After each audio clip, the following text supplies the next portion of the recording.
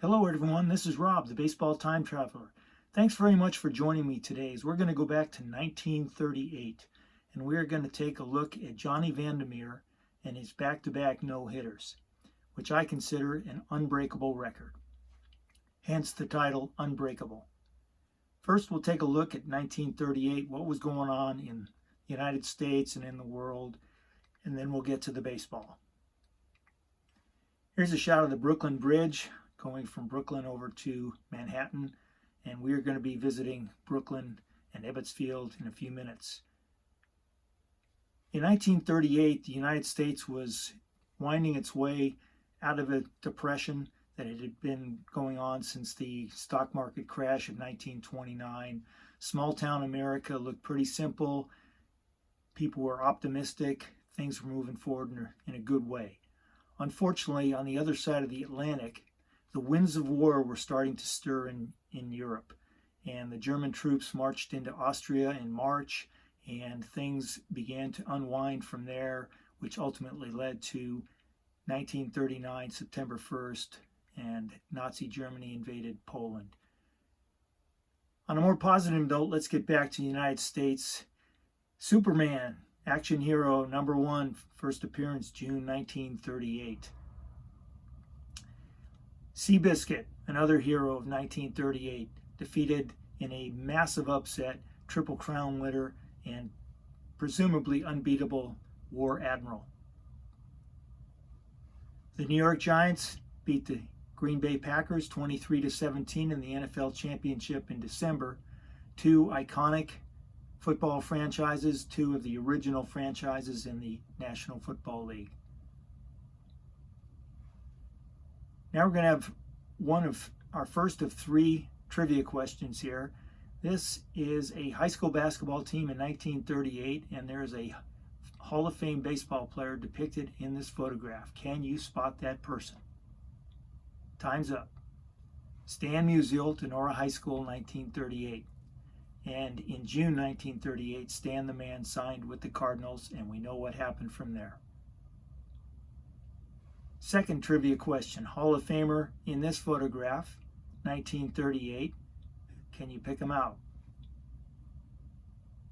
Of course, it's Jackie Robinson at Pasadena Junior College, and he attended that school from 1938 through 39 and then went on to UCLA. And I grew up in Pasadena, and the Robinson name is well known, especially at Pasadena Junior College. The track stadium is named after his brother Mac, who was a 200-meter second place finisher to Jesse Owens in the 1936 Berlin Olympics. Now we move back to baseball in 1938. We're at June 11th in Crosley Field, Cincinnati. 23-year-old Johnny Vander is on the mound. He's making his 20th appearance for the Reds. He came up in 1937 after a short minor league career. I liken Johnny Vander actually to Sandy Koufax, in that both had tremendous fastballs, but early on in their careers really struggled with control. And that's what really Vander made a start with the Reds in 1937, but they sent him back down for further seasoning, came back up in 38, and was in the middle of a hot streak here in June. He had won 3 or 4 straight. He was really dominating, leading the league in strikeouts. And in this particular game, he beat the Boston Bees 3-0. Why this one is significant is that it's the first of his 2 no-hitters. He faced only 28 batters in a no-hit, no-run game. 4 days later, we move over to Brooklyn, Ebbets Field, and a little backstory on this. The game was actually scheduled for June 14th, and Bucky Walters, who had been recently traded to the Reds, was scheduled to start. But the Dodgers had been playing an exhibition game in Michigan, and the train arrived too late, so they postponed the game a day to June 15th, and manager Bill McKechnie of the Reds did not want to mess up Johnny Vandermeer's rhythm, so he went ahead and started Vandermeer on June 15th. Here we are at Ebbets Field. This is the first night game in New York City. The gates opened at 5 p.m. and there was a lot of festivities going on.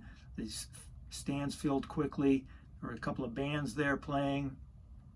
And finally at 8:35, the lights went on and attendance was at 38,748, a packed stadium to watch the first night game in Ebbets Field. Just prior to the game, Jesse Owens, Olympic star of 1936, 2 years earlier, was in a match race against Ernie Coy of the Dodgers and Lee Gamble of the Reds. And you'll notice from the photograph that Jesse appears to have come in third place, which he did, but behind the scenes we should know that he spotted both of the baseball players a 10-yard lead. So while Coy and Gamble were quite fast, Jesse still holds the world record for the 100 meters. And while we're looking at Jesse, I'm going to show his card here. This is the 1939 Edwards, Ringer, and Big card. Okay, almost at the game. 500 fans of Johnny Vandermeer's from his hometown of Midland Park, New Jersey, drove 30 miles to Brooklyn to join in the festivities, and that group included Johnny's parents and his girlfriend at the time. Also had a special visitor at the game, none other than the Bambino, and the Babe was there to congratulate Johnny for his no-hit performance a few days earlier, but he was also there for another reason, and I'll discuss that a little bit later. And just to highlight Babe for a second here, got his 1935 card, Edwards, Ringer, and Biggs. I showed this a few videos ago, but in case anybody missed it, there it is. I'm going to send this to SGC shortly to get it graded. It's a really nice card. I really like this. Technically, I think this would be considered one of his last playing days cards. Johnny's completing his warm-ups. He comes into the game with a 6-2 record, and he's leading the league with 52 strikeouts. Here's a quick look at the starting lineups for the Reds and for the Dodgers. There's only 2 Hall of Famers in the starting lineups for respective teams. Ernie Lombardi, catcher for the Reds, and Kai Kyler in right field for the Dodgers. Leo DeRocher is also in the starting lineup as a player for the Dodgers, but he went in to the Hall of Fame as a manager. All right, let's take a look at a few of the cards. These are the Reds, and you'll see a few here and then a few scattered through the rest of the radio as I had some game shots I was able to pull up. So the first player here is Billy Myers. That's his 1939 play ball. Here's Ernie Lombardi, Hall of Fame catcher. And this is from the 1982 Diamond Classics Big League Collectibles set. It's a nice looking card. Next we have Wally Berger, who was actually traded to the Reds only 9 days before this game. And Wally had quite a resume coming in, and his career resume is even more impressive. Let's come back here a little bit. Yeah, Wally was a 4-time All-Star, and he was a National League home run leader in 1935. And most notably, as a rookie, he hit 38 home runs, and that record stood as a home run record for rookies until 1987, when it was broken by Oakland Athletics rookie Mark McGwire. Next player, another very good ball player in his own right, career .299 hitter. He was the National League MVP in 1940, a couple of years after this game. He led the National League in hits 3 years consecutively, and he was also quite a defensive player as a first baseman. He had an errorless streak of 138 games between 1945 and 1946. And this is none other than Frank McCormick.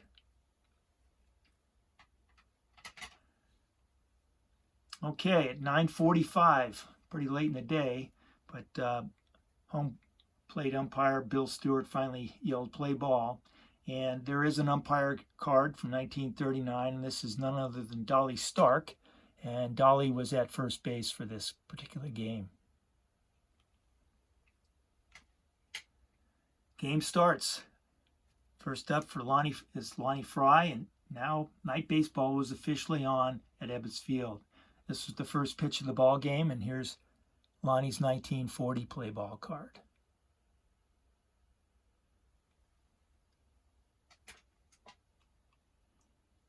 And for the Dodgers, we have aging ball player, future Hall of Famer, Kai Kyler. He leads off and flies out to center. This is 1934 Diamond Stars card.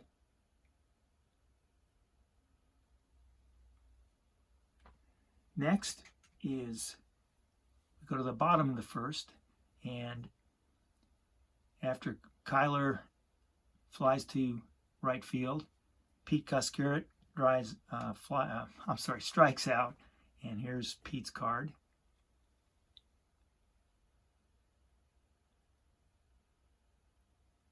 And take a note that Pete is number 3, and we'll talk about that a little bit later. Now we move to the third inning, and Frank McCormick, who I mentioned earlier, he's at bat, and he hits a 3-run home run. And here's his 1941 play ball card, and only received a 1.5, but there's a reason for that, and I'm going to just talk about that real quickly. On the back of the card, there's a timestamp there, and it says May 6, 1942. And as a historian, I really appreciated this because it gives the feel that somebody was handling this card on a very important date and time in U.S. history. May 6th actually was the date that the Japanese won the Battle of Corregidor, and the Philippine and U.S. armies had to surrender on that particular day. It was a very difficult day in United States military history. The United States at that point, it was only 6 months after Pearl Harbor at this time, and we were really struggling to on the defense, as far as the Japanese were essentially overrunning most of Southeast Asia, and it was a real problematic time. But a month later, the Battle of Midway took place, and many historians consider that was the turning point in the war. And that's really why the reason I picked up this card, even though I knew it's gonna receive a low grade. To me, it's a historical card, and I really appreciate having it. Okay, so now we move on to the 9th inning. Johnny has essentially held the Dodgers in check. Only one Dodger has reached second base. There were no errors committed by the Reds in this game. All walks were the only times that the Dodgers got on base. And only 4 balls had been hit to the outfield up until this point. Johnny's got 3 outs to go. Hardest 3 outs in baseball. He's working on his consecutive no-hitter. Now this is the only shot that I could come up with that depicts what appears to be the bottom of the 9th inning. I'm sorry, and based on the on-deck circle, that is Babe Phelps, and that would place Buddy Hassett as the batter at this time, and Johnny is delivering the pitch. There's nobody on base. This would be the top of the order. I'm sorry. This would be the bottom of the 9th, and Hassett's ready to hit. And this photograph was so famous that a guy by the name of Dick Perez, who most of you are very familiar with as far as baseball and sports art, made a nice, beautiful rendering of this particular photograph. So now let's zoom in a little closer. And here's Buddy Hassett. He's the one at the plate. And Johnny had gotten to 3 balls and 1 strike on Buddy. And fortunately for Johnny, Buddy hits a relatively weak grounder towards first base. Johnny fields it and tags out Hassett unassisted. Babe Phelps is on deck, and here's Babe's card. And what was interesting is that I pulled the photograph off the internet, and from what I can tell, it's actually a match of my actual card.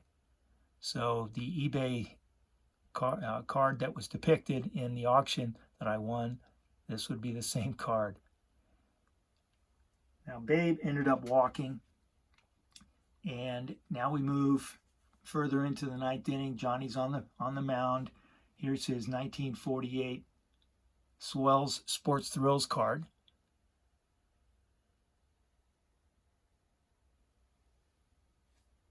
And Johnny ends up walking Phelps, Cookie Lavagetto, and Dolph Camilli. So the bases are loaded at this point. There's still only one out. The fans are really pulling for Johnny at this point. And what happens is Ernie Coy comes up and on a 1-1 count hits a weak grounder to third baseman Lou Riggs. And Lou, former All-Star, smartly plays the ball to Ernie Lombardi at home, forcing Rosen, who had come in as a pinch runner, to replace Phelps. And the throw was so deliberate that Ernie Lombardi did not have a chance to try and double up the runner at first base to end the game. So now we have 2 outs, 2 people on, or I'm sorry, 3 on. Bases are still loaded. And who comes up but none other than Leo DeRocher. And I don't have Leo's 39 card, but I do have his card from the 1951 Bowman set. And as I said earlier, he went into the Hall of Fame as a manager. So Leo is up, and he ends up hitting a very hard drive to right field. It curled at the last minute into the stands. Everybody was gasping, thinking, oh my gosh, he's going to hit a grand slam here. But as it turns out, Leo hit the ball into the stands. The next pitch hits a lazy fly ball to Harry Kraft in center. There's Harry's card. And the game is over. Reds win 6-0.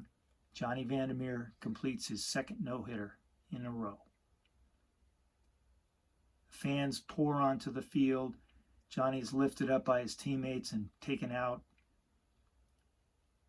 He goes into the history books and baseball lore, and he's an instant legend with what I think will be an unbreakable record. Because if you think of it, just to tie it, you'd have to throw 2 consecutive. To break it, you'd have to throw 3 consecutive records.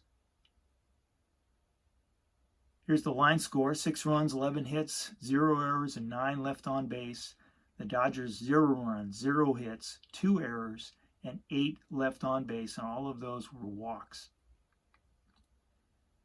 The national newspapers went crazy announcing Johnny's amazing feat. And now we get back to that photograph earlier where Babe is congratulating Johnny. Well, as it turns out, if you take a look in the upper right there, Babe was actually in town not just to congratulate Johnny and kind of promote the opening night game at Ebbets Field. He was also there to negotiate with the Dodger management to obtain a coaching position. And as it turns out, that following Sunday, June 19th, Babe ends up as the third base coach in the first game of a doubleheader, and depicted in that photograph with him is a pitcher for the Chicago Cubs, who, if any of you have any trivia behind you, try and identify that pitcher. And that would be none other than Dizzy Dean, Hall of Famer. And I mentioned earlier about Pete Coscarrett wearing number 3. Well, Babe, instead of being given number 3 by Coscarrett, he was assigned number 35. And we'll take a quick look at Johnny Vandermeer's season record. He finished with 15-10 record, 3.12 ERA, 125 strikeouts, and 103 walks. And let's take a look at some of his cards. That's a 1994 Conlon Collection card. Here's a 1948 Leaf of Johnny. 1949 Bowman.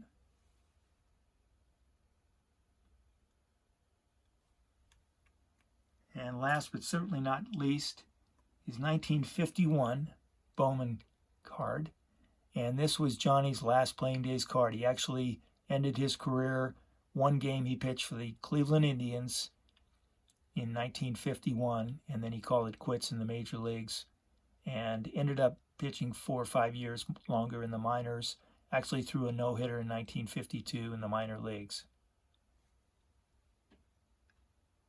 He was named the Sporting News Major League Player of the Year, and coincidentally, in 1936, he was named the Sporting News Minor League Player of the Year.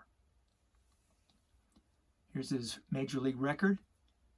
See that for yourself. Pretty impressive.